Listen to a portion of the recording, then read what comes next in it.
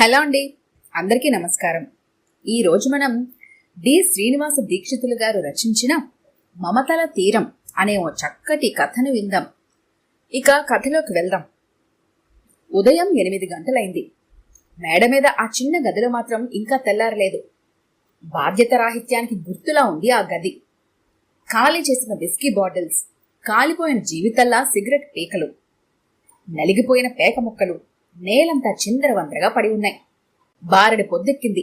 లేచి మొహం కడుక్కొస్తే కాఫీ ఇస్తా. కసువు చిమ్ముతూ కటువుగా అంది విజయ. భర్త ఉలుకు పలుకు లేకుండా నిద్రపోతుంటే విజయకి కోపం మరింత పెరిగింది. ఏమండి, నా మాటలేమైనా మీ చెవుల్లో దూరుతున్నాయా? ఇంటి విషయాలు కొంచెమైనా పట్టించుకోరేంటి? రాత్రింబగళ్ళు జల్సాలు సరదాలేనా అంటూ చిమ్మిన కసువంతా పేపర్లోకి ఎత్తేసింది విజయ. చిచి, వెధవసంత. రోజు పొద్దునే నాతో మాట్లాడితే గాని నీకు గడవదా? అయినా నాకు తెలియక అడుగుతాను, నాతో పోట్లాటం తప్ప నీకు వేరే పని లేదా? ఇక చాలే, బంగారం లాంటి నా నిద్ర పాడు చేయకుండా పో. కళ్ళు మూసుకొని కసురుకున్నాడు రాంబాబు. నిద్ర నిద్ర, ఎప్పుడు నిద్రేనా? ఎద్దేవగా అంది విజయ. పొద్దున్నే లేచి నేనేం చెయ్యాలట? ఊళ్ళేలాలా? ఉద్యోగాలు చేయాలా? ఇంటి వ్యవహారాలన్నీ ఆ ముసలావిడ చూసుకుంటోందిగా. ఇంకా నాతో ఏం పని? కసిగా అనేసి దుప్పటి మొహం మీదకి లాక్కొని గోడవైపుకు తిరిగి పడుకున్నాడు రాంబాబు. ఆ మాటే వద్దంటున్నా. ఎన్నాళ్ళని ఆవిడ చేస్తుంది? మిమ్మల్ని కని అపురూపంగా పెంచినందుకు ఆమెకిది శిక్ష? హరిబాబు కూడా ఈ మధ్య విసుక్కుంటున్నాడు. వాడు మాత్రం ఎన్నాళ్ళు భరిస్తాడు? 20 ఏళ్ల వయసులో 60 ఏళ్ల బాధ్యతలు మోస్తున్నాడు. మీరేమో రోజు రోజుకి చిన్నపిల్లవాడైపోతున్నారు. గట్టిగానే అంది విజయ. భార్య మాటలకి తోకతొక్కిన తాచల్లే రాంబాబు మంచం మీద లేచి కూర్చున్నాడు. ఏంటే, ఇందాకటి నుంచి చూస్తున్నాను, సూక్తులు వల్లిస్తున్నావు? పో కిందకి. గయ్యమని అరిచి పడుకున్నాడు రాంబాబు. విజయ మారు మాట్లాడకుండా కిందకి దిగొచ్చేసింది. రోజు మొత్తం మీద ఆ భార్యాభర్తలిద్దరూ మాట్లాడుకునేది ఆ 10 నిమిషాలే. కింద పంచలో కూర్చొని ప్లాస్టిక్ వైర్తో బుట్ట అల్లుతున్న అనసూయమ్మగారికి మేడ మీద కొడుకు వేస్తున్న కేకలు స్పష్టంగా వినిపిస్తూనే ఉన్నాయి. రోజు కొడుకు కేకలు వినటం మామూలు అయినా ఈ రోజు ఎందుకో 6 పదులు దాటిన ఆమె గుండె నిండా బాధా జలపాతాలు హోరు వినిపిస్తోంది.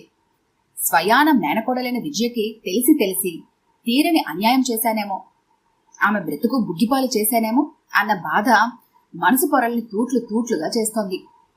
చేతివేళ్లు మాత్రం అప్రయత్నంగా బుట్టని అల్లుతూనే ఉన్నా అంతరంగంలో మాత్రం ఆపలేని గతస్మృతి తరంగాలు పరవళ్లు తొక్కుతున్నాయి. తన భర్త రామచంద్రయ్య గారు ఊళ్ళో పెద్ద మనిషి. తన పెళ్లయ్య నాటికి ఉన్న ఎకరం భూమిని కష్టపడి సేద్యం చేసి 3 ఏళ్లలో 3 ఎకరాలు చేశాడు. పాతకాలం నాటి పెంకుటింటిని పడగొట్టి 3 గదుల డాబా ఇల్లుగా మార్చాడు. దిగులు లేకుండా జీవితం గడిచిపోతోంది. తనకి పెళ్లైన 4 ఏళ్లకి పెద్దమ్మాయి కస్తూరి పుట్టింది. తర్వాత వరుసగా ఏడాది తేడాతో రమా రాంబాబు పుట్టారు. నవ్వుల నావల సాగిపోతున్న తన జీవితం ఒక్కసారిగా విషాదం సుడిగాలలో చిక్కుకుంది. ఆ రోజు అర్ధరాత్రి ఆయన మంచం మీద అటు ఇటు దొర్లుతున్నారు. ఆ అలికిడికి నాకు మెలకు వచ్చింది. ఆయన నాకేదో చెప్పాలి అనుకుంటున్నారు, కానీ చెప్పలేకపోతున్నారు. ఆయన కళ్లల్లో నీళ్లు తిరుగుతున్నాయి. గుండె పట్టుకుని బాధపడుతున్నారు. నాకేం చేయాలో తోచడం లేదు. ఏడుస్తున్నాను. నాకంతా అయోమయంగా ఉంది. అంతలోనే ఆయన చేతితో సైగలు చేసి చెప్పారు, తనకి గుండె నొప్పి వచ్చిందని. వెంటనే డాక్టర్ గారి కోసం కబురు పంపాను. మంచినీళ్ళు తెచ్చిచ్చాను. ఒక్క చుక్కు కూడా తాగలేకపోయారు. డాక్టర్ గారు వచ్చే లోపలే జరగకూడదంతా జరిగిపోయింది. కర్మకాండంతా యథావిధిగా జరిగిపోయింది. ఏవో సానుభూతి వ్యాఖ్యలు చెప్పి బంధువులంతా ఎవరి దారిని వాళ్ళు వెళ్లిపోయారు. దుఃఖాన్ని దిగమింగి గుండె దిట్టువ చేసుకుని ధైర్యంగా కాలంతో పాటు ముందుకి అడుగులు వేసింది. పిల్లల్ని పెంచి పెద్ద చేసింది. శక్తి మేరకు చదివించింది. 2 ఆడపిల్లలకి మంచి భర్తలే దొరికారు. కొడుకులు కోడళ్లతో హాయిగా ఉన్నారు. రాంబాబు జగమొండిగా తయారయ్యాడు. స్కూల్కెళ్లేవాడు కాదు, చదివేవాడు కాదు. 10th ఎలాగో పూర్తి చేశాడు. ఇంటర్ చదువుతూ మధ్యలో మానేశాడు. చెడు స్నేహాలు, చెడ్డ అలవాట్లు వయసుతో పాటు పెరిగాయి. పెళ్లి చేసే బాధ్యత తెలిసొస్తుందని, మంచిదారిన పడతాడని నలుగురు అంటుంటే తన తమ్ముడి కూతురు విజయతో రాంబాబు పెళ్లి జరిపించింది. విజయకు చదువు, అందం, అణుకువ అన్నీ ఉన్నాయి. ఏ కోణంలోంచి చూసినా తన కొడుకు ఆమె ముందు దిగదుడిపే. నాయనమ్మా, నేను 1st క్లాస్లో పాస్ అయ్యాను. నేల మీద పాకుతూ వచ్చి పాదాలు తాకి కాళ్లకద్దుకుంటున్న రాఘవ మాటలు విని అనసూయమ్మగారు గతంలోంచి వర్తమానంలోకి వచ్చారు. అల్లుతున్న వైరబుట్ట పక్కన పెట్టి వంగి ప్రేమతో తన మనవడి తల నిమిరింది. బొడ్లో దోపుకున్న చీరకొంగు ముడి విప్పి 20 రూపాయలు తీసి రాఘవ చేతిలో పెట్టి, రాఘవ, అన్నయ్య చేత స్వీట్స్ తెప్పించుకుని నీ స్నేహితులందరికీ పంచిపెట్టుకో వెళ్ళు అంది. ఆ సమయంలో ఆమె కళ్ళల్లో నీళ్లు తిరిగాయి. వాడికి ఫస్ట్ క్లాస్ వచ్చిందన్న ఆనందం ఒకవైపు, పోలియో వ్యాధితో చచ్చుపడిపోయిన వాడి 2 కాళ్ళు రేపిన విషాదం మరోవైపు. అందుకే అనసూయమ్మ గారి కళ్లల్లో ఆనంద భాష్పాలు, విషాదాశ్రువులు రెండూ ఉన్నాయి చీకటి వెలుగులా. రాఘవ చిన్నప్పటి నుంచి చదువులో చురుకే. ఆత్మస్థైర్యం కోసం మెడిటేషన్ అలవాటు చేసుకున్నాడు. 10th వరకు అన్న హరిబాబే సైకిల్ మీద తీసుకెళ్లి స్కూల్లో దింపి వచ్చేవాడు. ఇంటర్లో ఒక స్వచ్ఛంద సేవా సంస్థ వాళ్ళు రాఘవకి ఒక చక్రాల బండిని ఉచితంగా పంపిణీ చేశారు. దాంతో అతనికి మరో వ్యక్తి ఆసరా లేకుండా పోయింది. ఇంటర్లో డిగ్రీలో స్కాలర్షిప్ వచ్చింది. అందువల్ల అతని చదువు వాళ్ళ కుటుంబానికి భారం కాలేదు. అమ్మా, చూసావా నాన్నేం చేశాడో? నువ్వు నాయనమ్మ కష్టపడి తయారు చేసిన అప్పడాలు, వడియాలు, విస్తళ్ళు, పచ్చళ్ళు, కారప్పొడి అన్నీ మనం సరఫరా చేస్తున్న కొట్లో యజమాని దగ్గరికి వెళ్ళి కళ్ళబుల్లి కబుర్లు చెప్పి మనకి రావాల్సిన డబ్బంతా తీసేసుకున్నట్ట. వంటింట్లో ఉన్న తల్లి దగ్గరికి వెళ్లి మొరపెట్టుకున్నాడు హరిబాబు. ఎప్పుడు? తల్లి అడిగింది ఆదుర్దాగా. నిన్న రాత్రి కోపంగా చెప్పాడు హరి. మరి నాయనమ్మాలైన వైర్ బుట్టల డబ్బులు? ఆ డబ్బు మొన్ననే స్వాహా చేశాట హరి బాధగా చెప్పాడు. మనమంతా కలిసి రాత్రి మగళ్ళు కష్టపడి సంపాదించిందంతా ఆయన గారు తాగుడికి, సిగరెట్లకి ఇలా తగలేస్తే మనం బ్రతికేదెట్లారా? నా మాటంటే ఆయనకి లెక్కలేదు. వెళ్ళి మీ నాయనమ్మకు చెప్పు అని పెద్ద కొడుకుని అత్తగారి దగ్గరికి పంపించింది విజయ. హరిబాబు 10వ తరగతి ఫెయిల్ అయిన దగ్గర నుంచి ఇంటి దగ్గరే ఉంటున్నాడు. అనసూయమ్మగారి పర్యవేక్షణలో కుటుంబ వ్యవహారాలన్నీ చక్కబెడుతున్నాడు. తీరిక వేళల్లో రేడియోలు, టీవీలు రిపేర్ చేస్తూ కొంత డబ్బు సంపాదిస్తున్నాడు. నాయనమ్మ దగ్గరికి వచ్చి హరిబాబు తండ్రి చేసిన ఘనకార్యం గురించి చెప్పాడు. నాకు విసుగు పుడుతోంది నాయనమ్మ. నేనిక నాన్నతో వేగలేను. ఆయన చేస్తున్న పనులకి బజార్లో తలెత్తుకుని తిరగలేకపోతున్నాను. నిన్ను అమ్మని, అవిటి తమ్ముణ్ణి చూసి ఇంటి పనులన్నీ చేస్తున్నాను కాని నాన్న మొహం చూసి మాత్రం కాదు అని ఆవేశంగా ఆవేదనగా అన్నాడు హరిబాబు. ఒరే హరి, ఇంకెప్పుడు తమ్ముణ్ణి అవిటివాడంటే ఊరుకోను. ఈ మాట వాడు వింటే ఎంత బాధపడతాడు అని హరిబాబుని ఎత్తుకుని మందలించింది అనసూయమ్మగారు. సారీ నాయనమ్మ, ఏదో ఆవేశంలో అన్నాను అని చెప్పి కళ్ళ నీళ్లు పెట్టుకున్నాడు హరి. మనవణ్ణి ఓదార్చి పంపించింది అనసూయమ్మగారు.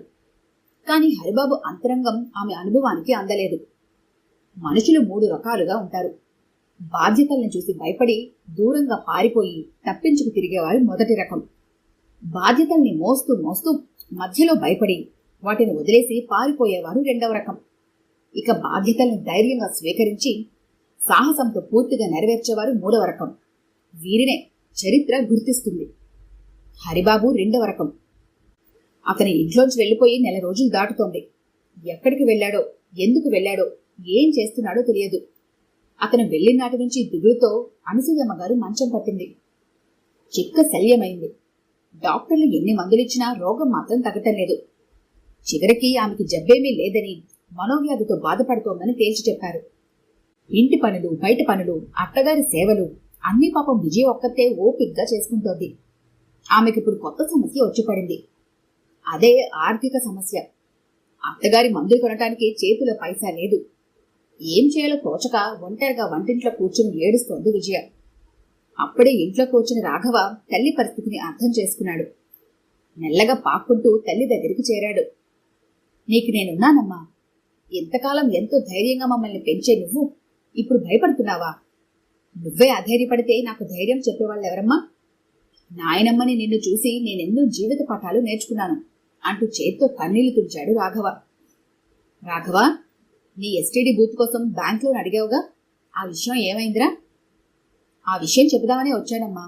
ఈరోజే బ్యాంక్ లోన్ శాంక్షన్ అయిందమ్మా. ఫ్రెండ్స్ అందరూ కలిసి బూత్కి కావాల్సిన ఏర్పాట్లు పూర్తి చేశారు. ఎల్లుండే ప్రారంభోత్సవం. నువ్వు నాయనమ్మ తప్పక రావాలి చెప్పాడు రాఘవ. ఈ పరిస్థితిలో నాయనమ్మ ఎలా వస్తుందిరా? దిగులుగా అడిగింది విజయ. రాఘవ ఏమీ మాట్లాడలేదు. సరే, ఏమైతే అయింది. ఈ విషయం ముందు నాయనమ్మకు చెప్పిరారా, సలహా ఇచ్చింది విజయ. అనసూయమ్మ గారి దగ్గరికి వెళ్లి రాఘవ మెల్లగా శుభవార్త అందించాడు. ఆ మాట వింటూనే అనసూయమ్మ గారు మంచం మీద లేచి కూర్చున్నారు. ఆ క్షణంలో ఒక్కసారిగా ఆమె అనారోగ్యమంతా తగ్గిపోయినట్లు అనిపించింది. ఉల్లాసంగా బూత్ ఏర్పాట్ల గురించి అడిగి తెలుసుకుంది. తాను దగ్గరుండి స్వయంగా ప్రారంభోత్సవం జరిపిస్తానంది. అనుకున్న రోజు రానే వచ్చింది. ముహూర్తమేళకు ముందుగానే అనసూయమ్మ గారి కోడలతో కలిసి రిక్షాలో రాఘవ ఎస్టీడీ బూత్ దగ్గరికి చేరుకుంది. రిక్షా దిగుతూనే అనసూయమ్మ గారు ఆశ్చర్యపోయింది.